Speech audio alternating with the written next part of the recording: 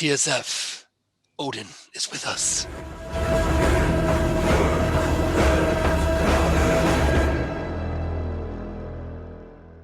Hey guys, welcome to the TSF podcast, and my name is Asad. And I'm Sabeen here. And we're just excited to bring this podcast because today is something really special. We are about to interview Magnus Bruun, and it's just exciting. It's just seriously exciting because for those of you who don't know, Magnus Bruun is the lead actor of the recent installment of Ubisoft's Assassins Creed Valhalla, and he plays the titular character Eivor. And apart from Eivor, he also plays Varen. He also plays, spoilers, the Allfather Odin himself. And for those of you who are not into video games, if you're more into TV shows, especially historical ones, you can even see Magnus as Canute of Northumbria in the Netflix show The Last Kingdom. Do check it out. It's an amazing show. It's wonderful. You're going to love it. And yeah. Honestly, I'm just excited at this point because we weren't even expecting for him to agree to this, and I mean, it was an honest surprise. It was an honest surprise. I swear. Like you and I, we've both been playing the game for a very long time, and not just this game, pretty much all the games from the franchise. From the franchise, exactly.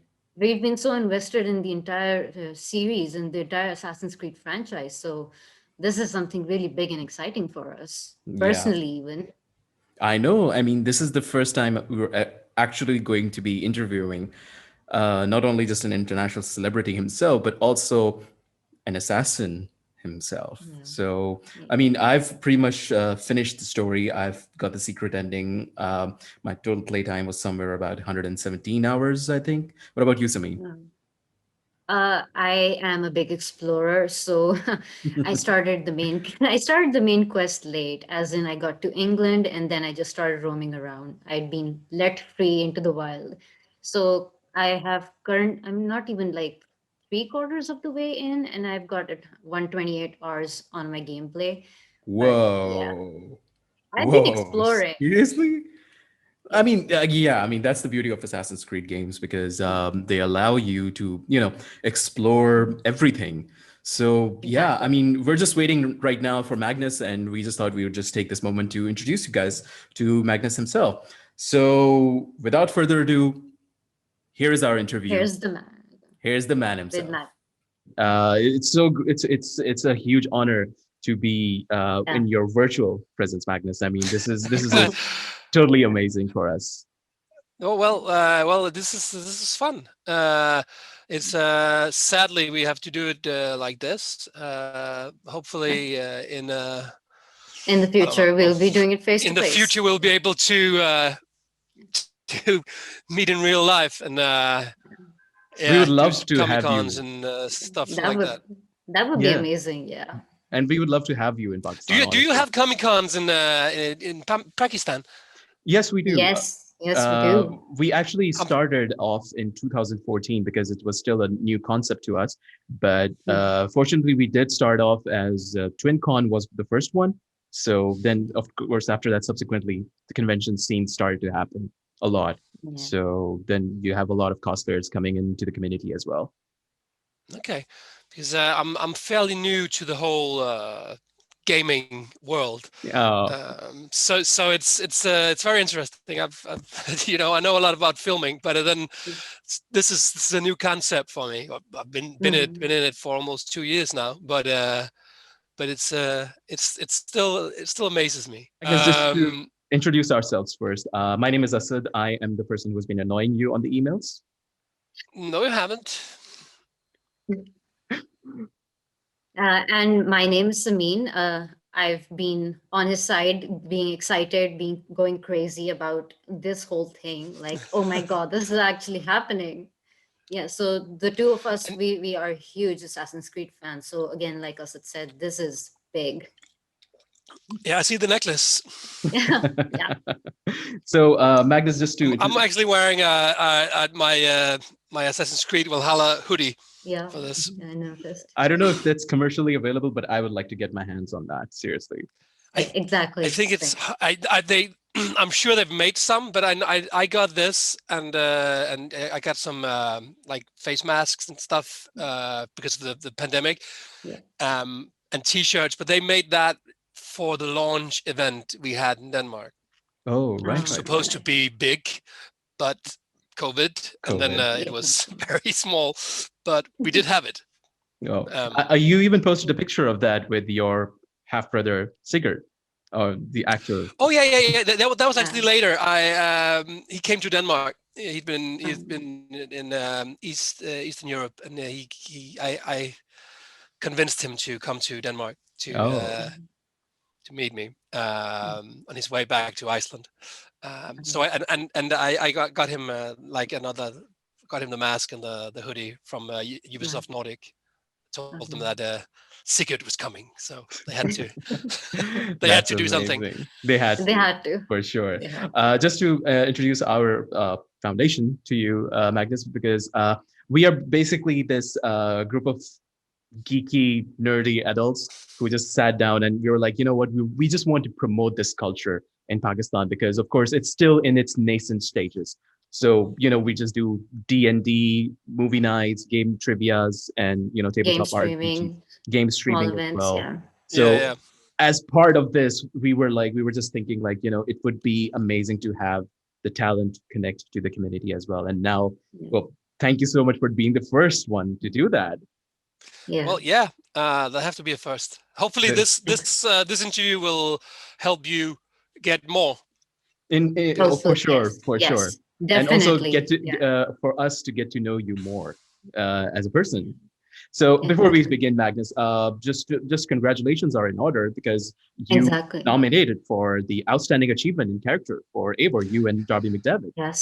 So And congratulations. Cecilie Stenspil. And yeah, and Sicily. Yes. For Eivor. Yeah. So we're just a little bit biased here, but yeah, we definitely hope you guys win. Yeah. Yeah. I that would be lovely, but the competition is pretty hard, It's strong, yes.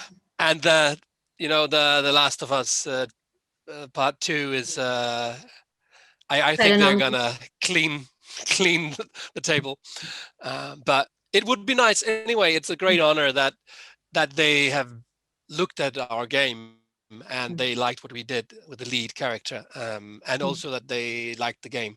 Um, that made us very Yeah. happy. So that, that's that's nice. awesome. That's awesome. So let's get started. Samin, take it away.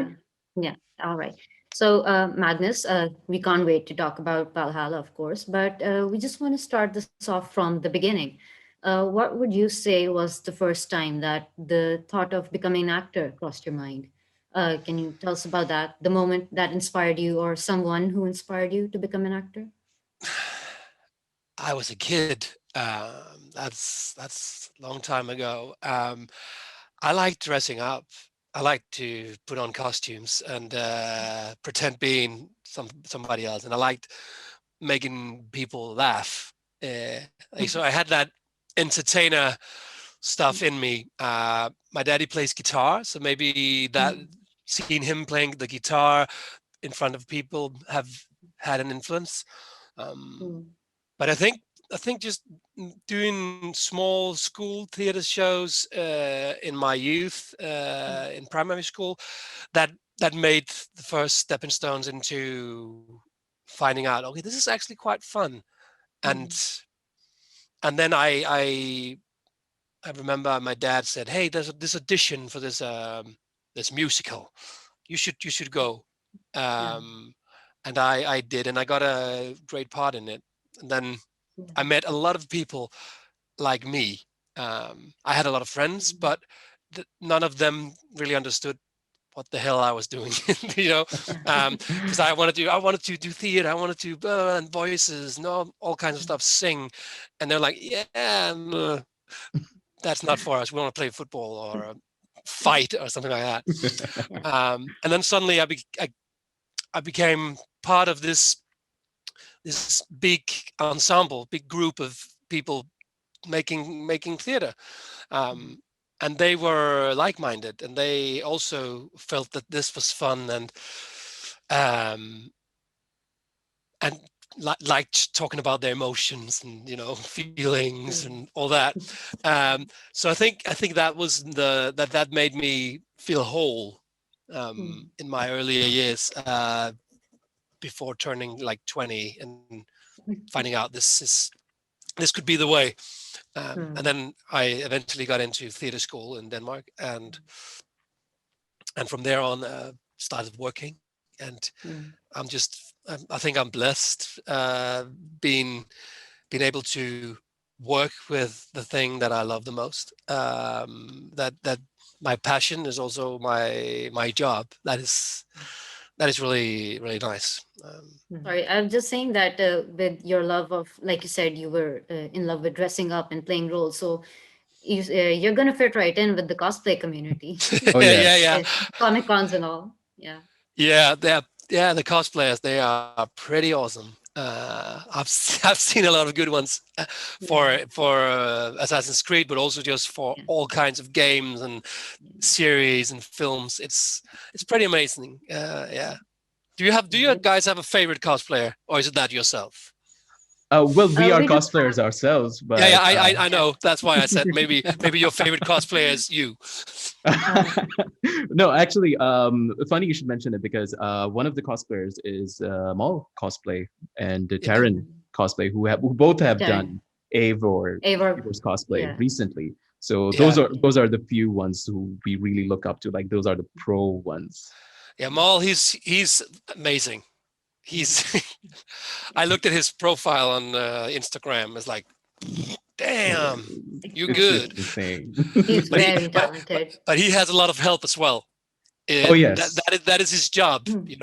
That makes it easier than, I have to sew something, and that would be hard. I think he is now at a level where stuff happens.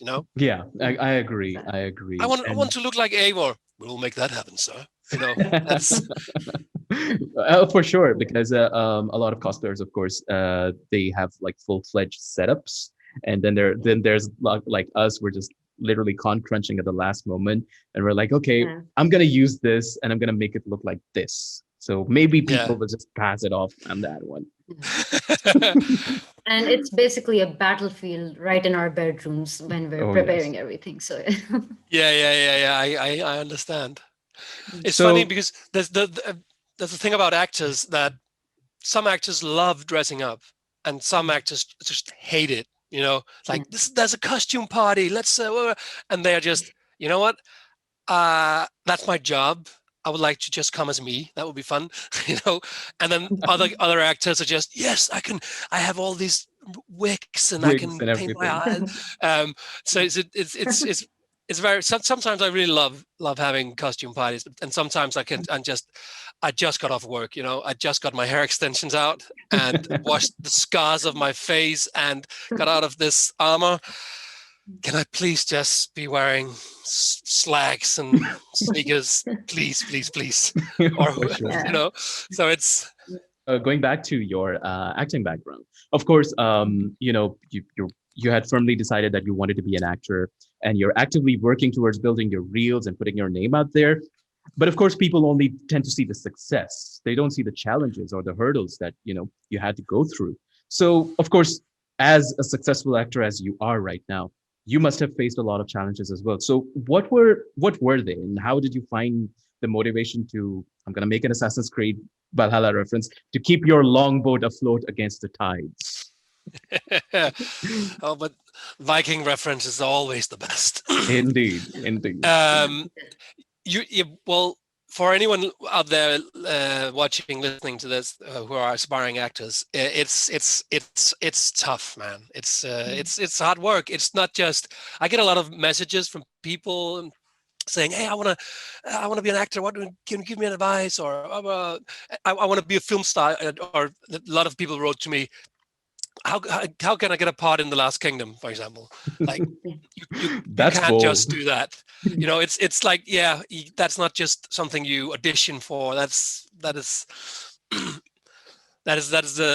level 100. Yeah. There are many more higher levels than that. I think one of the toughest things that I and all actors have to go through is not getting the part, not getting the job, just again and again and again getting the no.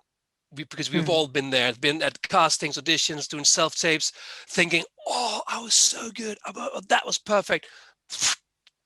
Nothing, not even an answer, or you were not right for the part, or and you get so many no's, and then there comes the yes, and then sometimes you have a streak, where like, oh, yes, yes, yes, everything is working. And maybe when you make a big have a big part in a successful movie, that will open a lot of doors, and then suddenly, oh, and we can use her for, and then you suddenly have a career, and then you just have to work extra hard, because you have to be better than your last movie, or at least at the same level, because you have to always make people want more. You can't just go, oh, now I'm famous, I'll just do whatever. Then first of all, you'll make a shitty movie, but also and it wouldn't be fun. I think it's really fun to dive deep into characters and cuddle around and find out, what can I show, how can I portray this human being. I think there's a lot of rejections, and especially in the beginning, and a lot of hard work, and a lot of hours of days, nights, and sweat and tears and blood of building stages yourself, and making your own costumes, and trying to write a play and then put it up in front of 10 people who comes, and all that. And then at some point you might get into a theater school or a theater group, or whatever your way forward is. And then at some point you will get trained and you will get better. But then again, it's still, I've went to 2 different theater schools. A private school for 3 years that focused on Meisner technique, Sanford Meisner, which is a method. And then I went to one of the state schools, Royal Academy schools in Denmark, for 4 years afterwards. So I've been in drama school for 7 years. Whoa. Prior to all this. I have been working before I went to school and while I was in school. So I've done a lot of television series and small stuff here and parts there, but it's 7 years, and that doesn't mean that now I'm done, I'm finished. I'm still learning every day. There's still new ways to do it. So it's about always working more and more and more. Like never settling for best. No, like never settling for best. Never settle for anything. Just keep on working.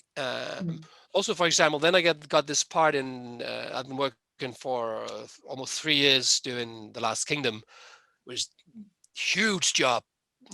Giant Netflix television series, and shot in Budapest, and wow, this is cool. And while doing theater back home in Denmark and some all series and stuff, and I thought, okay, I know this world. I know this. I'm fairly good at this. This is working. Yeah. Then I got a job in a game. I've never had a job in a game, so that's suddenly I have to learn something new. Like, okay, I'm doing motion capture now. How the fuck do that work? So that was really weird for me. In the first couple of days shooting, because first of all I had to take my beard off. Yeah, that was to be this crazy Viking. I had to not look like the Viking, because they had to face scan all that. And then there was no costume, only this very tight black spandex suit, and then a helmet with 4 cameras on, and then it says, "Go, you're the hero now." Viking hero, go. Like, but I look like I'm doing aerobics in the 90s. It's like, 90s. What the?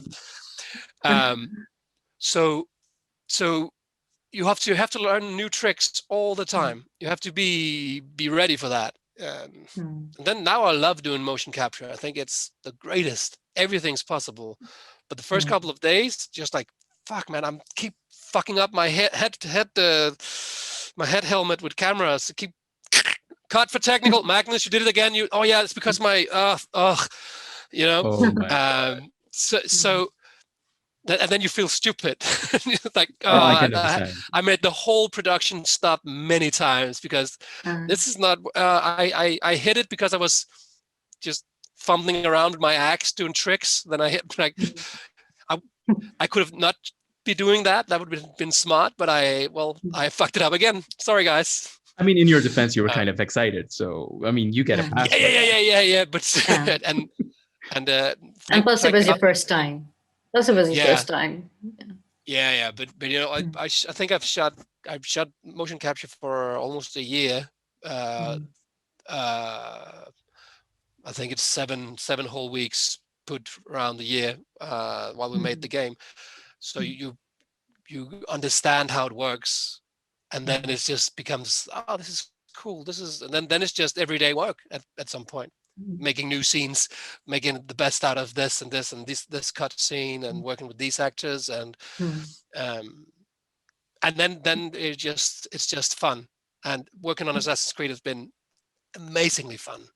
I can imagine. I can definitely imagine. Like this would be the coolest thing ever. What would you give as an advice? What's the piece of advice you would give to anyone considering acting as a career? Like, what were the few things that probably during your own journey that you wish that you had known before, so you would have done things differently?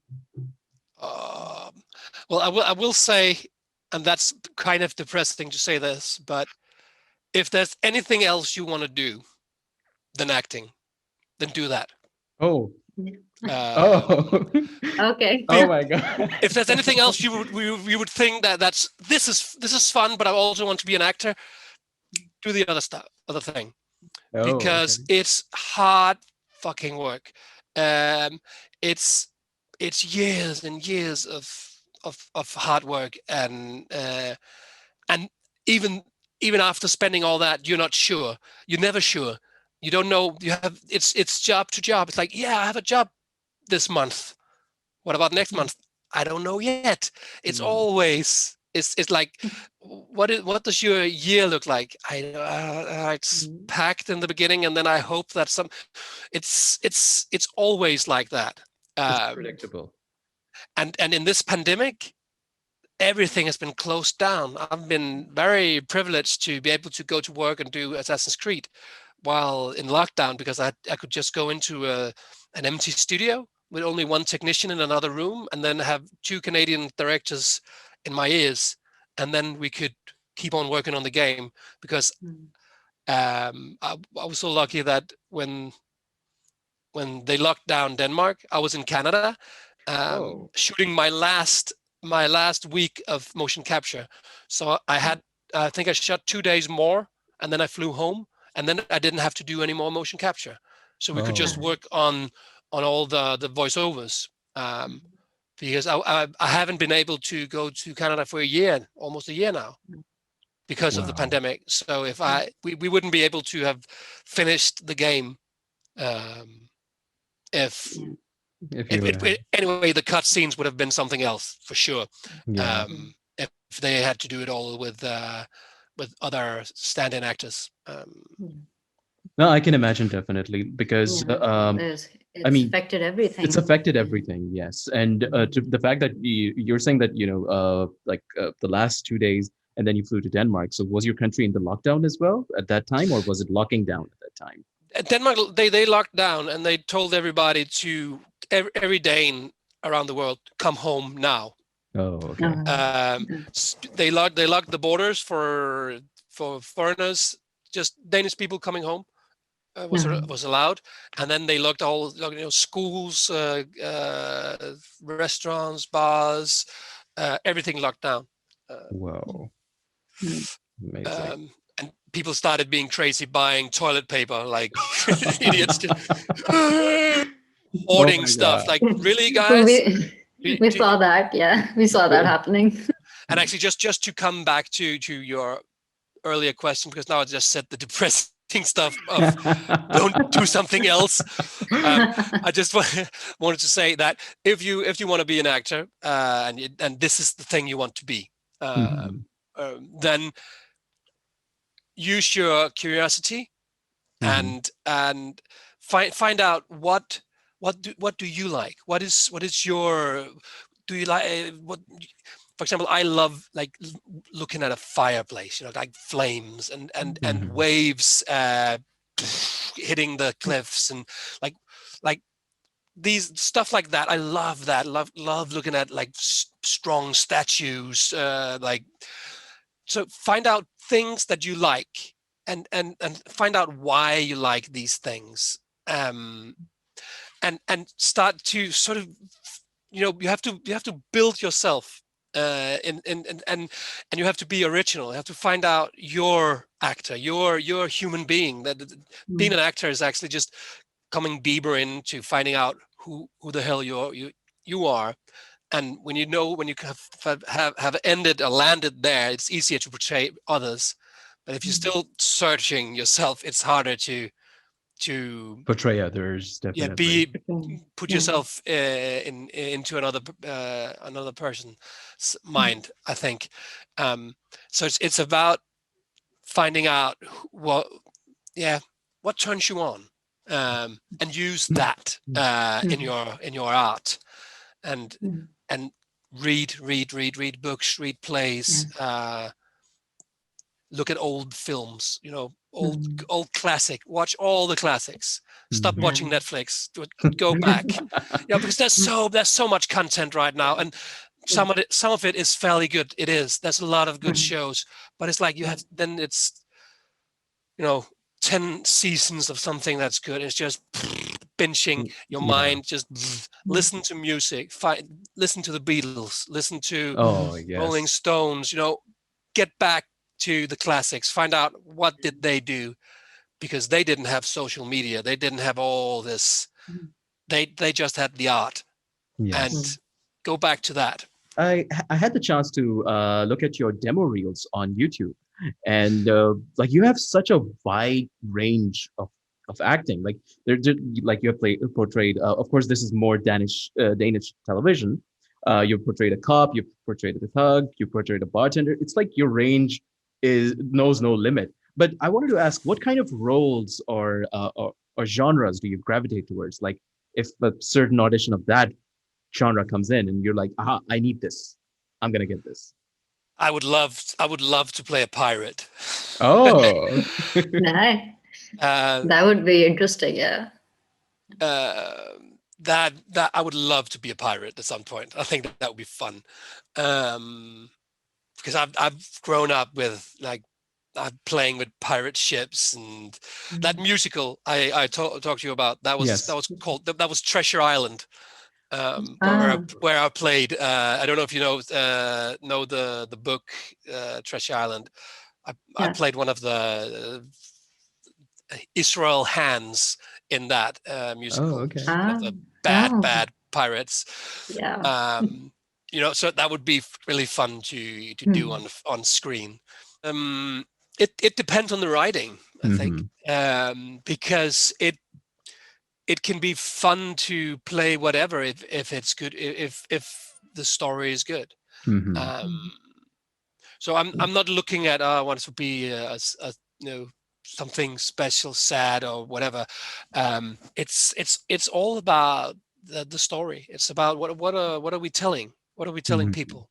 I love diving down in like, say, with The Last Kingdom, just researching all this in this time. How did people live? What did they use their time to do? What about the religion? I love getting more information, getting more clever from my job, and getting to know stuff. So it can be really fun to do present day stuff, and it can be a lot easier because it's just I can just play this and this. But how did they do back in the first century? How did that work? How, I think stuff like that attracts me more. But then again, if it's shitty, if the story is shitty or is just trying to sell tickets insteed of telling the story, I think it's not worth it. I say no to stuff like that. It needs to be. I like when a director and a writer, and you can do that. You can feel the heart. When you read it, it's like, oh, this you really want to tell this story. This means something to you. You've been working on this for years. That is fun to work with. Just like Martin Scorsese said, like the most personal is the most creative. Exactly. Instead of we're making we're making a second film about this now because the first one was a success. But do you have a good story for the second one? It doesn't matter. We use the same lead, and then and then you've trying to make a trilogy of something, and you just kill the first movie because the second and the third was bad. Yeah. I'm not going to mention The Matrix, but The Matrix. There's a fourth one coming. Let's see in my humble opinion. No, of course, it's a safe space here. We've talked about all your roles, and I just want to ask, like, from theater, from television acting, and now the voice acting, which one do you like more from the three styles of acting? Which one have you enjoyed the most? I really like all of them, which is good because then there's more possibilities. Because the thing about theater is that you work for maybe 6 or 7 weeks on a show, on one story that you then will play out every night. You'll play the whole film, the whole story of this play. And you work intense on making the characters and the dialogue scenes work. So you try all kinds of stuff and it has to fit in together. And that journey is just fantastic. And it's also fantastic to work live, being in front of an audience, and that, shit can happen. It's live. I love that. But I also really love making films or television, because that's something else. You get a chance here to, for example, The Last Kingdom. I have an army. There's 100 stunt guys right behind me on horses right now, and they are mine. They're my army. I'm the leader of all these, and I'm on this big black stallion looking like a billion, and then doing scenes and fighting, and that is amazing. I love being on a film set. I love all that. So and that's just that's something else, because making movies, that also make you travel, and I love travel. I love to travel. So they all have different pros and cons. Making this game has been very fun. I think the most fun part of doing games, in my opinion, is the motion capture, because that feels more like acting, because we are playing out scenes with other actors, filming it in green screen, while the voiceover is in a black box, with a microphone, and then they're going to animate it later. And that is also fun. You can work on each line, and you can use all the time in the world to do that, but you are still alone doing lines. And for this game, I've had I think 11,000 lines. Whoa! Which is humongously crazy. So that is many hundreds of hours in a black box alone. I really enjoy all three, and I can't say what I enjoy the most. Again, it depends, because you can. Oh, I love doing films, but if it's a shitty script, it's a bad story, your director is shouting at you, then it's suddenly not fun making films. True. Very true. And that can happen on all kinds of actor jobs. That you get good people and you get bad people. You get a good story, a bad story, and you can have the best story, the best people, but then it turns out shitty anyway because of the weather or because of you never know. But the good thing is that if you have a bad director or like an evil Knievel co-actor, then you always know that this job will end, and then there's a new job, because you don't have to sit next to this person in an office space for the next 7 years. Oh my God, yes. Oh, We can relate. It's like it's like, oh, I really hate him, but he's gone in 4 weeks, and I'm gone in 4 weeks, so it's all I can live with it. But looking at the positives, most people are really nice in this business. Yeah. But there's some few bad apples. Yeah, but we just want to take this moment to just say, like, you're the nicest person that we have come across. Like, really, really nice. And actually, you're the first Dane we have actually. You're actually for the first Dane we have actually had the honor to speak to. Oh well. I don't think you're the first Pakistani people I've spoken to, but definitely the most memorable. Thank you so much. It means a lot. So I guess I would like to talk about your breakthrough roles. Of course, those are for us, basically. Those are the Last Kingdom Canute and Eivor in Assassin's Creed Valhalla. But for you personally, what would you regard as your breakthrough roles? Like, this was the role that was like, yeah, this is the breakthrough. I guess that must be like the international breakthrough was the Last Kingdom playing Canute. That has been a really great stepping stone, and also my first international gig. So that was that's nice getting such a big role, ongoing role in a series as the first gig. And I don't know, in Denmark, I got a part in a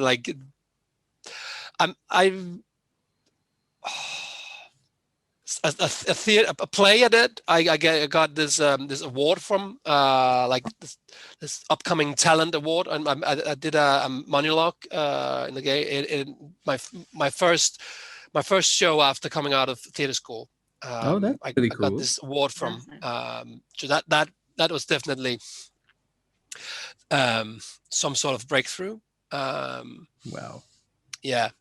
Our breakthrough roles, Assassin's Creed Valhalla. It came out like just a little over 2 months ago, I would say. And it's part of a huge franchise everyone in the world knows. We ourselves have been playing it since we were kids. How did getting the role of Eivor come about? Like the auditions, and how long did it take before you got the call that you are now Eivor? Well, I auditioned back in. I made a self-tape back in. I think that's almost 2 years ago now, isn't it? Oh.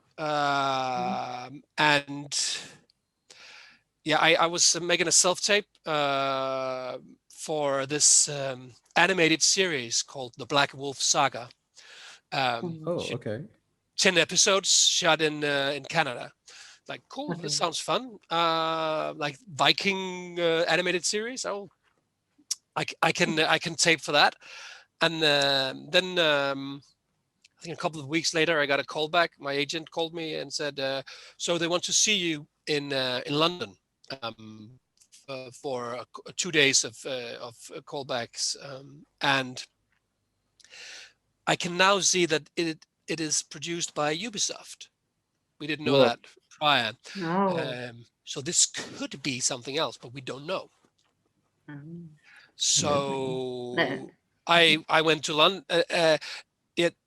And I was supposed to go to London, and they now wanted to see me for. I was auditioning for Sigurd. Oh, really?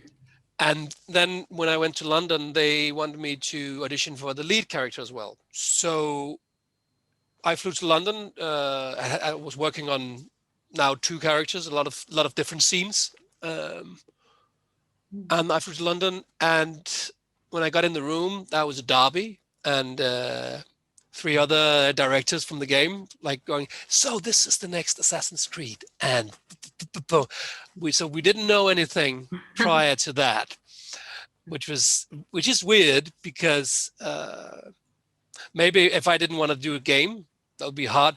I just flew to London. I want to do this animated series. I don't want to do a game, you know. I hate gamers. I hate games. No, that would have been bad. That would have been bad indeed. You cheated me. But they were very excited, and Assassin's Creed is a big thing, big deal. So that was fun, and they knew me from The Last Kingdom season 3. So like, oh, you play Knut, you're such a, you know, like, yeah, cool. And then we did a lot of scenes, and then the next day we were supposed to stay there for 2 days, but we didn't know if they wanted us to come and work on the second day. That was only for the selected few that they wanted to see again for like chemistry castings. So where you are working with the other actors instead of just the casting assistants and the directors. And they wanted me back the next day. And at that point, they only wanted me to work audition with for the lead. So that was cool. And then I was actually working with Gudmundur Torvaldsen, Gumi, as we call him, who plays Sigurd. We were auditioning together on the second day, and had a great casting. Like that was so cool. We got connected afterwards. Like I will find you on Instagram, and you can just we started writing together. Like shit, that was perfect, man. That was really good. And then I just didn't hear anything like for a long time. Like, so I thought that was really good. And my agent got like messages from the casting agency going, okay, so they really love Magnus. It's really good. He's I think they called he's the bee's knees, which is like something some English expression I had never heard. We haven't either. It's like, what does that? Is that good? Is that you had? Okay, it's good. It's good. And so it's like, okay, this is really good. And then I just didn't hear anything. Like, okay. So I was like, is this really good, or was it, or? And then at some point, I think 3 or 4 weeks later. Oh no, it's later than that actually, because that was in June. I think a month later, I got the call. Like, so they wanted to offer you the leading part for this game. Whoa. Which is really cool. So I was obviously happy, but also like freaking out of like, shit, this is my schedule is going to be crazy, because I hadn't seen the deal for the lead character. When I auditioned for the older brother Sigurd character, so I knew it was a week of some motion capture there and some there, and then but then when they sent me the deal, it was just massive. It's like, this is the whole year. And it's a lot in Canada, and I have a kid, and my wife is giving birth in a couple of months to my next our next kid, and how are we gonna? That must have been a lot on you, by the way. Like we managed. A lot of pressure. Yeah, we managed, and I'm so happy we did. And it's been such a fun ride, and we're still on it. I'm filming or doing voiceovers for another DLC, and starting next week. Can you tell us anything about that? Because we are looking forward to those. Oh my god! I can tell it's the one you know about. It's called I think it's the Siege of Paris. The Siege of Paris. Yes. I can't spoil anything. No, of course not. but Of course, we know. but it's Yes. gonna be really fun. I'm sure. And you should look forward to Wrath of the Druids in Ireland. We made Well, that a couple of months back. It should be. Okay. I don't know any release date. I can't help you there, but I saw some of the animations for that Mhm. back in October, I think, oh, and okay. it's looking really good. So That hopefully that will come out soon. I mean, so far our experience with the I game want to has been spoil stuff, but phenomenal. I'm not going to do it. I want No, to I I wouldn't want to want tell you you to. guys stuff, but I'm not allowed. No, I we can understand. understand. I can I understand. can spoil stuff about the ongoing game, but I can't spoil stuff about the DLCs. That would be horrible of me. Oh. I would get a Well, call from Ubisoft going, Magnus, I'm gonna. Oh my god. But like I mean it's so it's so amazing, like you feel like you've got the best thing going on in the world, like even though of course everything else is going on as well, but you're like, yeah, this is amazing and this is going to be one hell of a ride. So Yeah, about Eivor himself, like, of course, now you were cast. Of course, Darby McDevitt would have sat you down and told you the entire story. Like, okay, this is what's going to be Eivor's journey and what is he going to be about. And so, what about Eivor's character or journey really resonated with you? Like, like the, oh, I get this guy moment for you with Eivor. I love the fact that Eivor is curious, and that Eivor is adventurous, just jumps head on into stuff, and also are controlled a lot by emotions. It's oh, I have to do this, revenge, or I love this. I that resonated a lot with me. So it was familiar territory. my mindset was sort of in there, even though Eivor is the hero character, And Canute is an antagonist in The Lost Kingdom. Yeah, exactly. Knut is his own. He believes he's the hero of his own saga. Yeah, exactly. But I think he is not. So yeah. So I think the curiosity and the just everyone wants to taste everything. I think that is nice. That's just like me. It was just a small thing because I have had played all the previous Assassin's Sure. Creed games, and the fact that Eivor Of course you have. instantly became one of my favorite characters is because he had he's a warrior, but he has the heart of a poet, and that sort of really made it so good as a character. I seriously loved him because of that. Yeah, and that's the whole Odin part of it as well. Allfather. Yeah, because they are so connected that all that poetry come just spilling out of Eivor is it also sort of comes from Odin. And I also like the fact that Eivor wasn't just a Viking brute, just another crazy aggressive brute. I think it was really fun, and I had a lot of talks with Darby McDevitt, the narrative director of the game, about Eivor and about how we should portray him or portray her, because we wanted to make a human being. We wanted to make someone that when you are playing the game, when you put your headphones on, you become Eivor.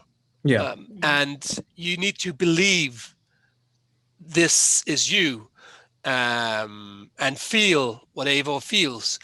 And it was important for us that Eivor became someone that you wanted to follow and that you would understand and believe that other people wanted to follow, and also people would like to make alliances with, and wanted to be like, and want to fall in love with, and also obviously be scared of and intimidated by, but not all the time. Not because Eivor is a crazy Viking warrior, but Eivor is also a poet. Eivor is also a lover. Or Eivor is also um, a brother or a sister. Eivor is, so there's all that as well. And if Eivor just had to talk like this all the time because he was dangerous, then you would be maybe just get bored from listening to that all the time, because I do a lot of crazy shouting and fighting and in the game, Yeah. but that is mostly on the battlefield. That was actually just to go back to the auditions. That took me by surprise. That Darby told me that they're listening without the screen to the filmed auditions a lot. The self tape, all that. They turn the screen, and then they just listen. And hey, bring their wife or their partner or brother and come listen to this. Just and then listen to this, because we shouldn't get connected to a face or to something happening here. Can you listen to this voice for 200 hours or more and not kill yourself because you hate it? You have to. Can this voice like fathom all this? And that is something else, because normally the face and the emotions and the eyes are very, very important. And of course they are. We're doing a lot of motion capture, but it is the voice in the end. It's the special voice quality that they were looking for. And thank God I had that. I'm so happy that they chose me for this. No, I can definitely tell you we can listen to your voice for about 200 hours, because personally I've logged in about 128 hours on the game, and I still haven't gotten like 3/4 of the way into the actual story. I was just I just got to England and I went wild exploring. Oh, that's perfect. That's what you're supposed to be doing. Yeah. Just go out, Explore. Yeah. explore. Yeah, kill Kjotve, sail to England, and just exactly ignore Batum for a while. It's fine, Randvi. It's fine, but I have to do this. Yeah. There's a place in Wessex I want to see. Just leave me alone, Randvi. Yeah. I don't have the time. I don't have the time, Hytham. Do your assassin stuff later. Yeah, if I happen to come across to something, I do it, but mostly I've been exploring. Yeah, that's cool. There's a lot of like small. We made tons of these world events that you can jump into. But I also love the story. I love the main storyline with Sigurd and Basim. I think that is. That's beautiful. I think it's really well written. Okay, so when you were sharing this role with Cecilie Stenspil, female Eivor, who I have been playing most of my game with, what was it like working with her and shooting the scenes in mocap? Did you do those one after the other, like it was done in Odyssey? No, actually, I shot, I think, almost all of the motion capture for Eivor. Oh, okay. Okay. And Cecilia, who is also a friend of mine, she's Danish. She came to Canada once, and we shot some scenes, and we shot some for the trailer that came out. It was beautiful. That's it was an amazing trailer. And we shot one scene. She only plays Eivor in one scene in the motion capture, and that is the scene with Odin. where Eivor leaves Odin and breaks up with him, so to speak. If you will. I played Odin in that one, and Cecilie played Eivor. So she's done ADR to all the motion capture. The thing I think in Odyssey was that was two different characters. Cassandra and Alexios were two different characters. Yeah. So they would be different. They would move differently, do different stuff. This is one character. Okay.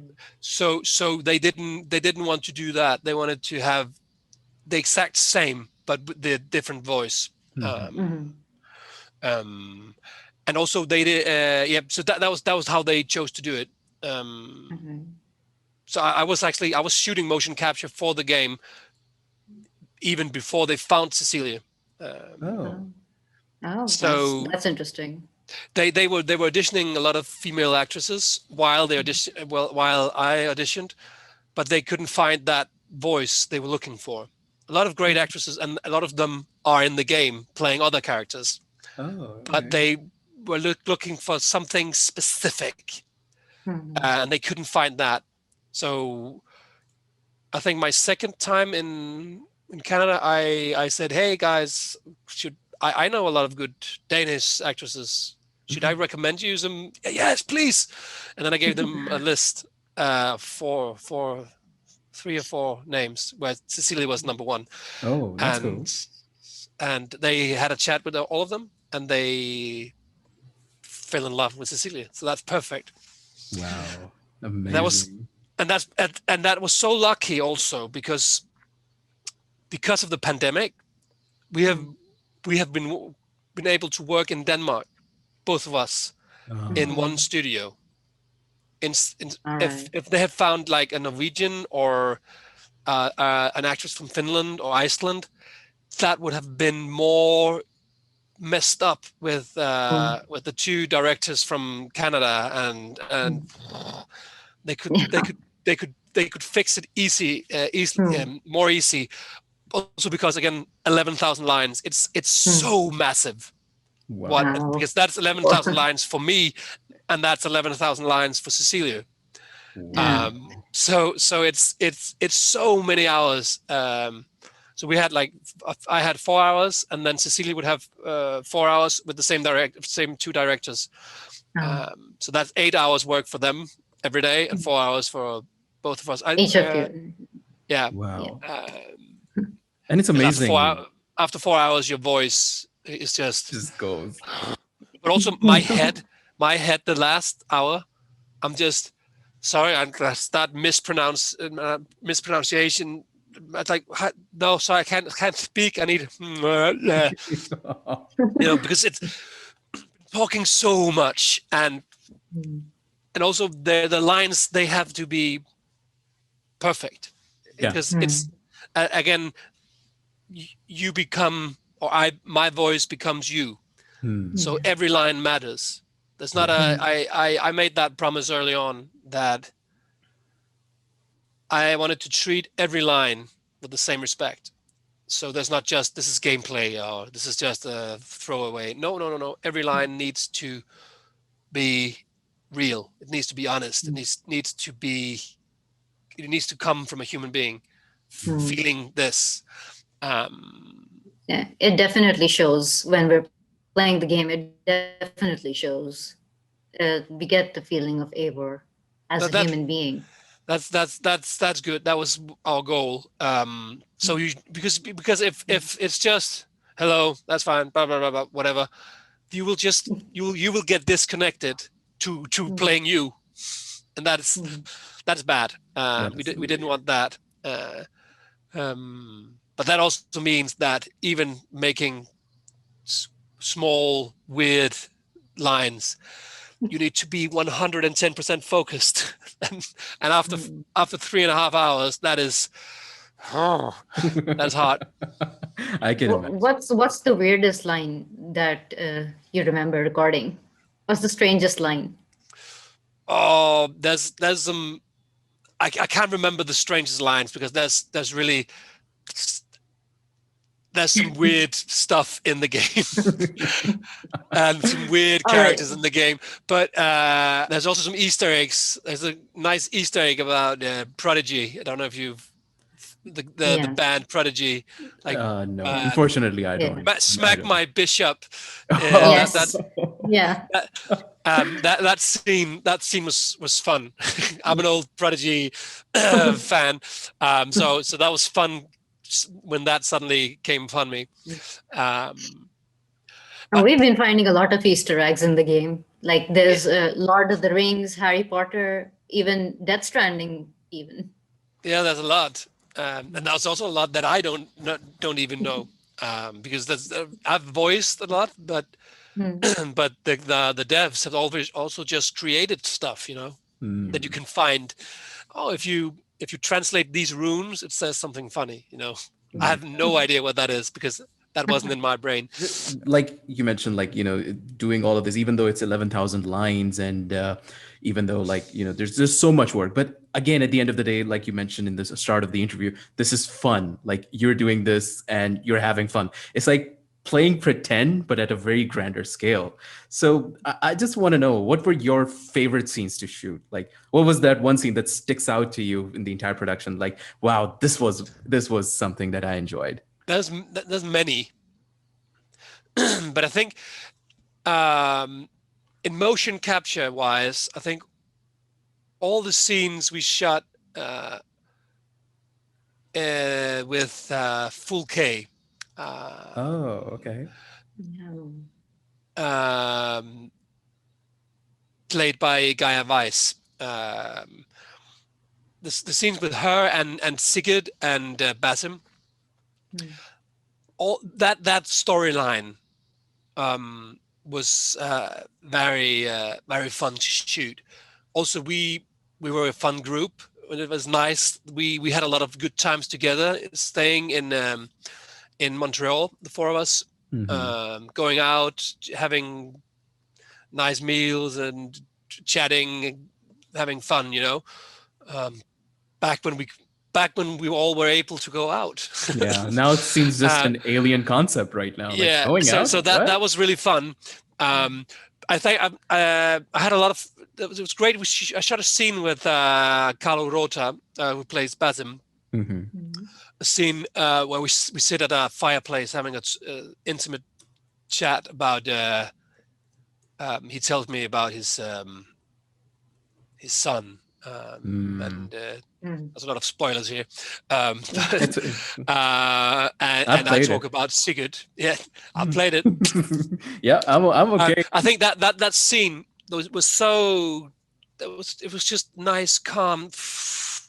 That was memorable. Shooting that with Carlo. That was a very honest scene. We both felt that shooting it, and afterwards, like, oh, that felt really nice. I remember Carlos saying that felt like shooting film, Yeah.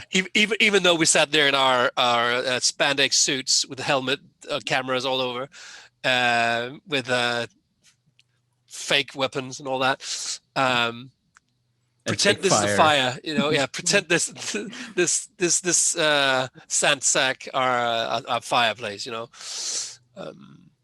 And I agree with you because funny enough, it happens to be one of my favorite moments as well in the entire game. I mean, apart from others, but this one was like where you had you're just taking like a breather, like you're just chilling because after so much action, because of course of the scenes leading up to that particular moment, of course there's so much action, and then of course you're finally able to breathe and then just share the whole thing.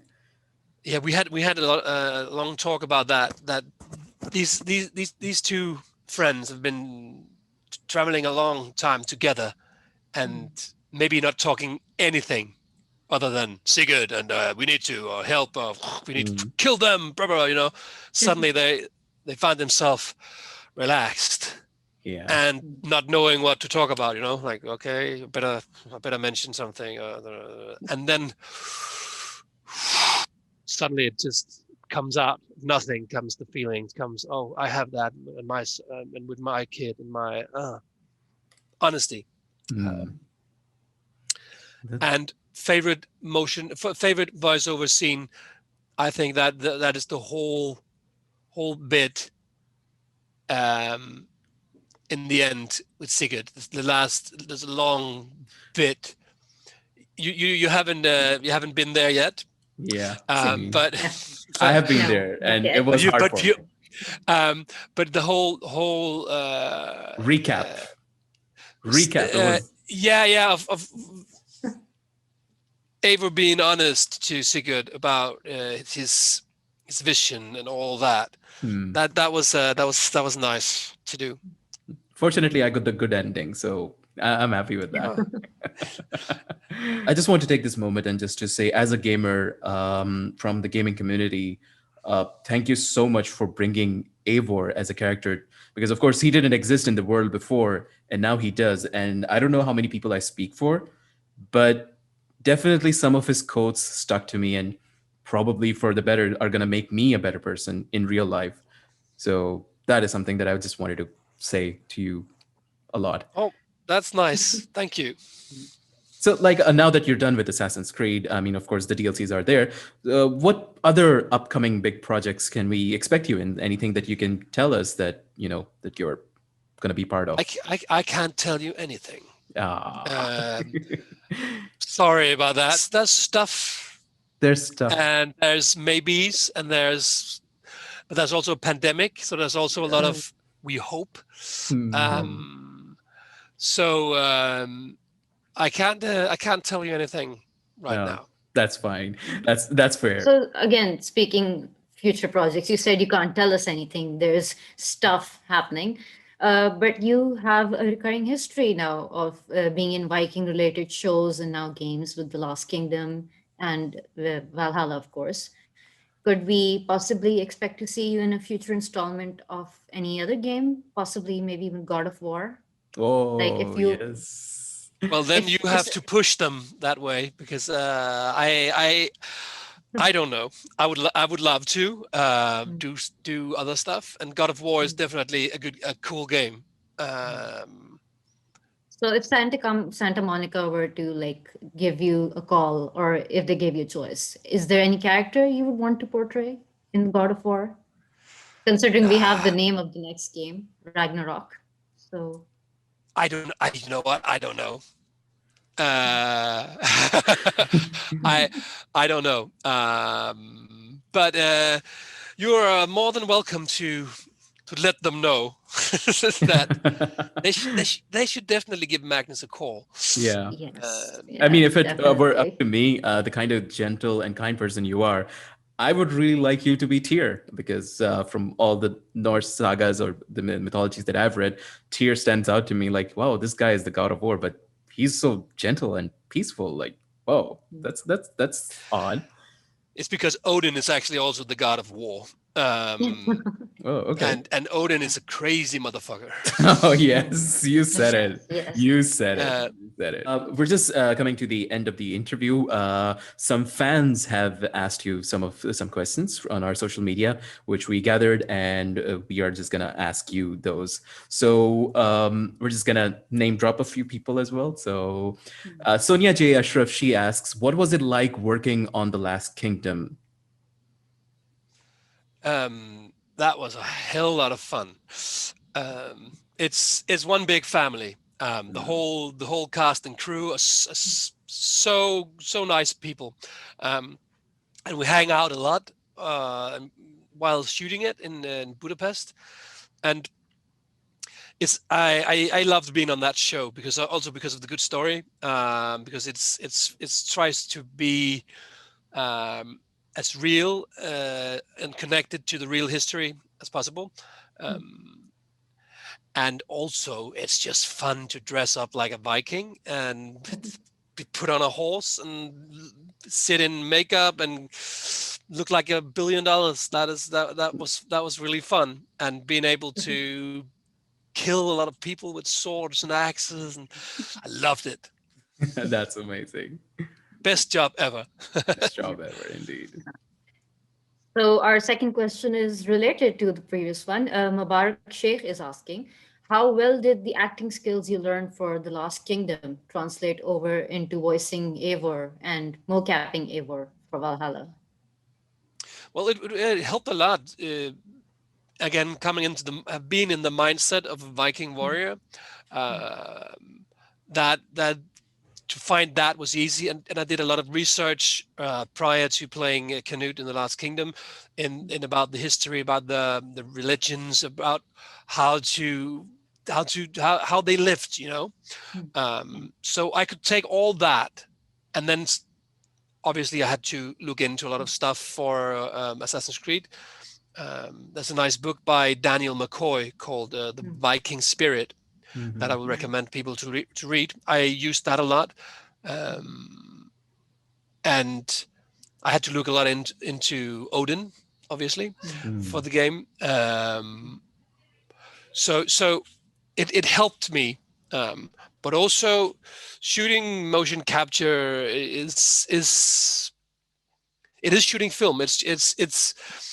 They told me we want you. We want your voice for this. We want your acting for this. It's not, we don't want you to pretend to do all kinds of stuff or make your voice like this or this, or, you know, it's this is what we want. So that's also nice, and to just relax and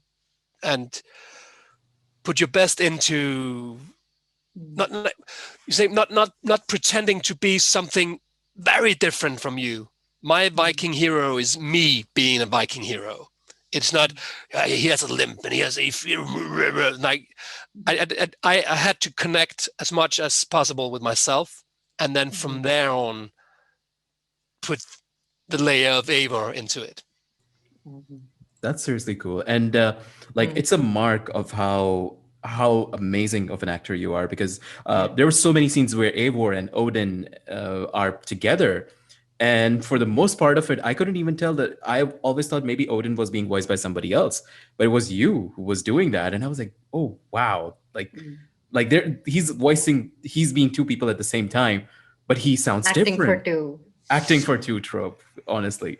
So, which leads into the next question that has been asked by Sayed Suhaib. Like, what are the different challenges with live acting and voice acting?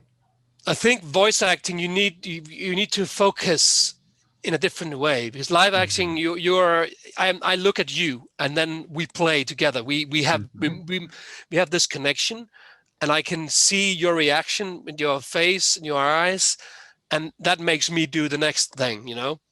While doing the voiceover, I have to do it all. I'm playing it. I'm playing it with the directors. The directors will be saying the other lines, and sometimes if they have taped the other characters early on, I will be able to hear what they're the real actor saying the lines, and then try to make that work. But you don't have that all the time. So it's a different art to make it sound real in the voiceover box than it is in the cut scenes, because those are real scenes. Real scenes, of course. Yeah. So our next question is from Mehreen Arsalan. How did you celebrate once you found out you got the role of Eivor? I don't even know if I celebrated. I was happy, but my family was also okay. We need to. How do we? As I told you, like the schedule of the next year was just like, how do we do this?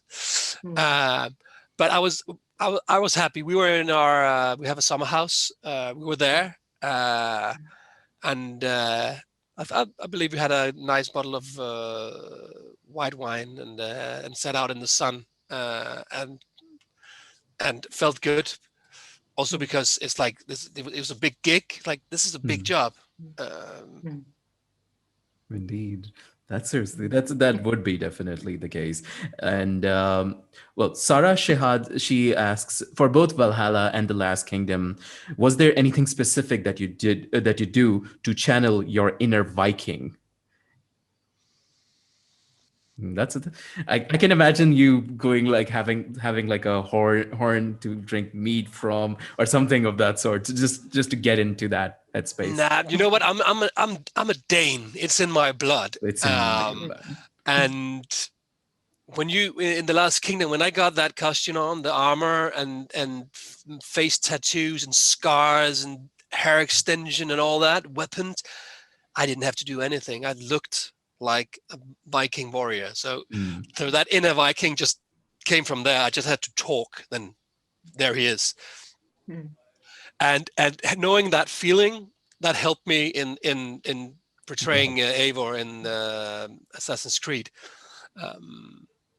So yeah, you just have to disconnect from yourself and put yourself in the mind of the character you play.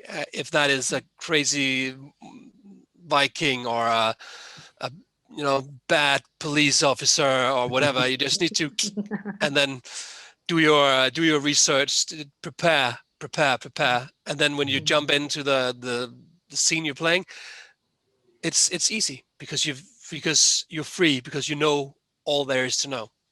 Wow, that's really cool. So our last fan question is from Khizr Rashid.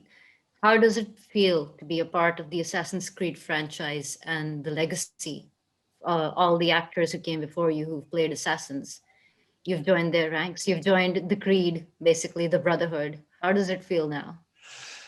It feels so good. I am so happy to be part of this franchise and this amazing group of fans for this game. I'm so happy to be part of it and to be talking to you guys and answering the questions of fans. And I can't wait to meet more people when the world comes back in place and we can do Comic-Cons and yeah, just talk about this story.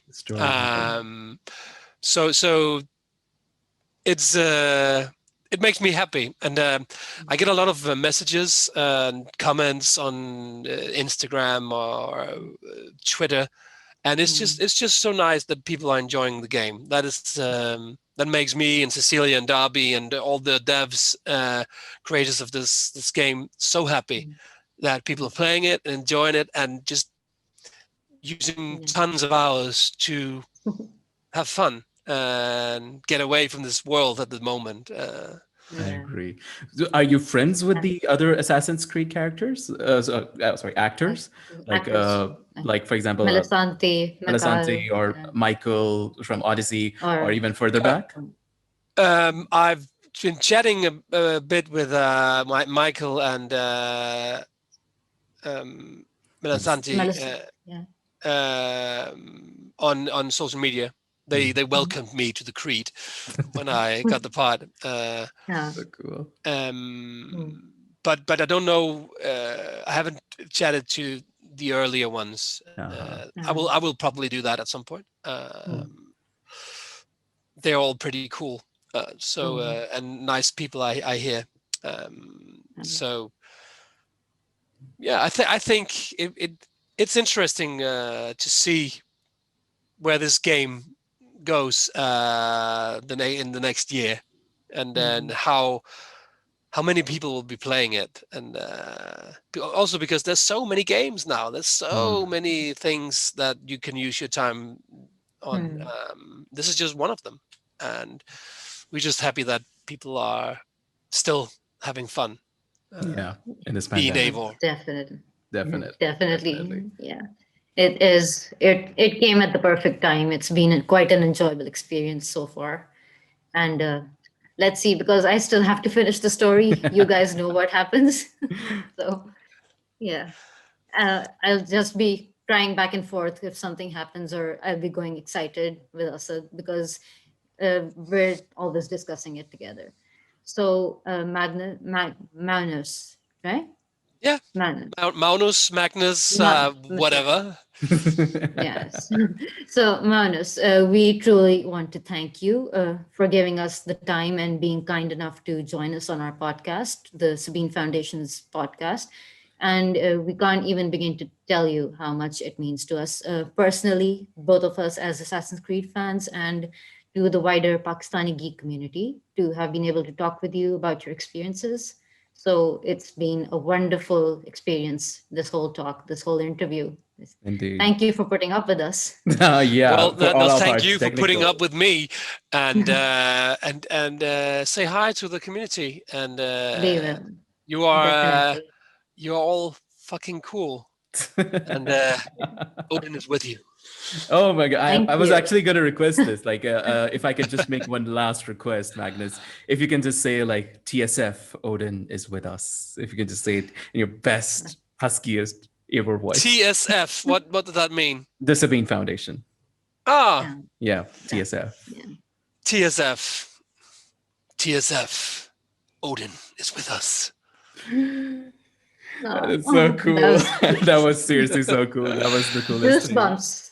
Fist bumps. I love somebody wrote that every time he speaks with his raven, I get emotional. Yeah, it's such an ASMR that was fun. Like the whole be my eyes soon and all that. It was just that is. I love when people take it in. I think that's very fun.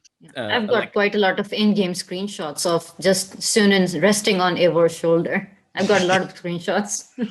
Yeah. Like, as one of my friends also said that, like, Magnus Bruun could narrate a phone book, and I would pay to hear that. It was that, and I was just looking at him like, you know what? You're not actually alone there, because oh, that's nice. Yeah, like, if you were doing any audiobooks, I would be all up for, like, listening to them on Audible or something. Well, they're in Danish, the ones I've done. So I think you would be annoyed. bit. Like, oh, no God worries. damn it. We'll learn a new language. We'll learn a new language. Yeah. Even a colleague of mine at work, when I told him that I'm going to be doing this, he is also a huge Assassin's Creed fan. So he was all excited, and he asked me what time we were going to do it. And when I told him it's at 9 at night for our time, he's like, I don't care if it's the middle of the night. I will be excited to do it if it was. What is his name? Heather, he's the person who asked you what it feels like to be part of the franchise and the legacy. Okay, well, but say hi to him. Oh, he's gonna be dead if he hears. Yeah. He's gonna die. I'm gonna meet him on Monday, and he's gonna flip out. Yeah. What is his name? Heather. Khizar? Khizar. How do you Khizar? Yeah, Khizer. Khizar. Yeah. Okay. Well, Khizar, you're pretty cool. Thanks for your wonderful question. But Odin is with you. But seriously. Have a nice evening then. Yeah. And you too, Magnus. And you too. You have a wonderful year ahead. And you, hopefully you too. Yes. It was a pleasure talking to you, and enjoy yourselves, and take care, and wear a face mask, and let's get through this crazy pandemic, and get back to normal. Get back to normal. Yeah. Take care, Magnus. Back to normal. Get back in the Cheers, guys. Cheers. Bye-bye.